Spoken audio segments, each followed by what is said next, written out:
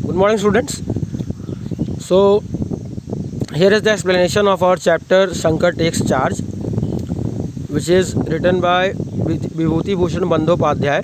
और अगर इस कहानी का जो हम पढ़ने जा रहे हैं, this is only an extract, ये सब एक छोटा सा हिस्सा है। कहानी का तो पूरा नाम है मून माउंटेन, और हिंदी में इसको हम कहते हैं चंदर पहाड़। तो ये कहानी है एक नौजवान की जिसका नाम है Shankar Roy Chowdhury, and he gets a job in railway. और इसकी जो लोकेशन है वो है, ये लिखी गई है अफ्रीका में।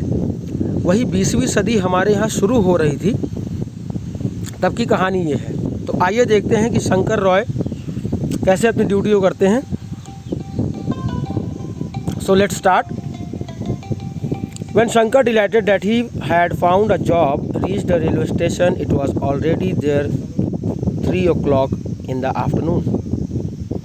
जब शंकर नौकरी पाने पर खुश हुआ कि उसे नौकरी मिल गई है, और जब वो स्टेशन पहुंचता है जहां पर उसकी जॉब है, तो दोपहर के 3 बज रहे होते हैं। It was a small station. The station had an earthen platform. बहुत ही छोटा सा स्टेशन था, और जो स्टेशन का प्लेटफॉर्म था वो मिट्टी का ही बना हुआ था।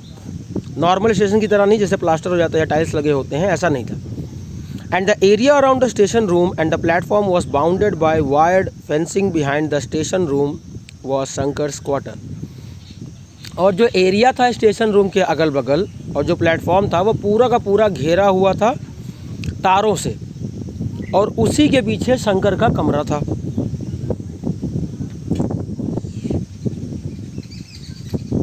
As tiny as a pigeon hole, और इतना छोटा कमरा कि जैसे बड़े घर में एक पिजन होल का मतलब होता है कि ऐसी जगह जहाँ पर लोग दूसरे के लिए जैसे कोई मैसेज डालना हो या लेटर लिखना हो या कुछ भी हो, वो चीज़ें एक जगह बना के रखी जाती है। वह उसी साइज़ का वो घर था जिसमें शंकर को रहना था। The train which had brought him left towards Kisumu, और ट्रेन जो उसको ला करके छोड़ी थी स्टेशन पर, वो आगे कहाँ चली गई? किशुमू के लिए। Shankar felt he had landed amidst a sea of woes. Shankar को ऐसा महसूस हुआ कि जैसे वो एक ऐसे समुद्र में उतरा है जहाँ पर सिर्फ शांति और वीरानता है, मतलब वीरान है सब कुछ। He had never imagined he would come to a place so quiet and lonely. उसने कभी सोचा ही नहीं था कि वो ऐसी जगह पर आएगा जहाँ की जगह बिल्कुल शांत और अगर अकेलापन। In this station he was the only employ, मतलब that station where he got down, जहाँ पर ये उतरा वहाँ पर सिर्फ ये अकेला एम्प्लॉय था। Even a porter was nowhere to be seen. एक कुली भी वहाँ पर, पोर्टर का मतलब कुली होता है, वो भी नहीं दिखाई पड़ रहा था। He was the pointman, station master as well as the porter. अब वही पॉइंटमैन का मतलब क्या होता है कि जो सिग्नल का इशारा करता है ट्रेनों के लिए।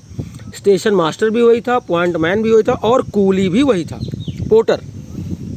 There was hardly any money these stations made, so the railway company did not want to spend too much. और स्टेशन को देख करके ऐसा लगता था, स्टेशन की फ़ोटो आप देखिए, यहाँ फ़ोटो में बनी हुई है, देख करके लगता है कि जैसे रेलवे ने कोई पैसा ही नहीं खर्च किया है। बहुत छोटा सा स्टेशन और बहुत नॉर्मल खर्चे में बना हुआ था, इसीलिए रेलवे कंपनी ज़्यादा खर्चा इस पर नहीं करना चाहती थी।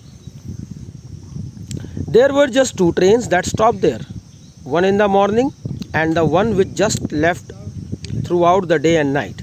2 ही ट्रेन इस स्टेशन पर रुकते थे, एक सुबह में और दूसरा जो अभी उसको उतार के गई थी ट्रेन, मतलब दिन और रात सिर्फ 2 train. And no other train would go through this station, और कोई ट्रेन ही नहीं इस स्टेशन के रास्ते से जाती थी, मतलब और कोई ट्रेन था ही नहीं, सिर्फ 2 ट्रेनें। This also meant Shankar would have plenty of leisure. इसका यह भी मतलब था कि शंकर को बहुत ज़्यादा काम नहीं था, आराम ही आराम था। लेजर का मतलब आराम रहना।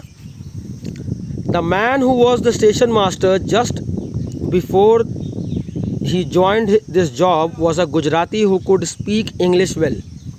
जो इंसान इसके पहले यहाँ पर काम कर रहा था, जो स्टेशन मास्टर था शंकर के पहले, वो एक गुजराती था और उसको इंग्लिश भी बहुत अच्छे से वो बोल लेता था।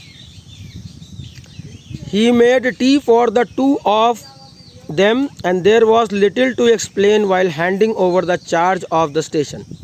तो उस गुजराती ने अपने दोनों के लिए चाय बनाया और फिर थोड़ा सा discussion, there was a little to explain, मतलब उसे थोड़ा समझाना था कामकाज के बारे में शंकर को।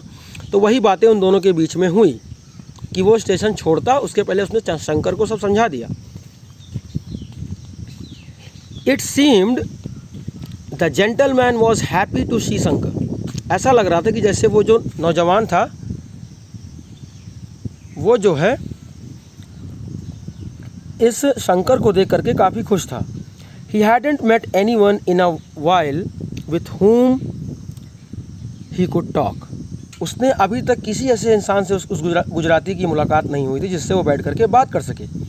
Shankar and he walked up and down the platform. अब शंकर और वो गुजराती लड़का जो था दोनों लोग उसी प्लेटफॉर्म पर टहल टहल के बात कर रहे थे। Talking to one another for a while, मतलब कुछ देर के लिए दोनों लोग चाय पीते हुए स्टेशन पर बात कर रहे थे। शंकर इंक्वायर्ड, शंकर ने पूछताछ की, why is this place fenced with barbed wires. Shankar ने कहा कि स्टेशन को तारों से क्यों घेर के रखा गया है। The other gentleman brushed his question aside.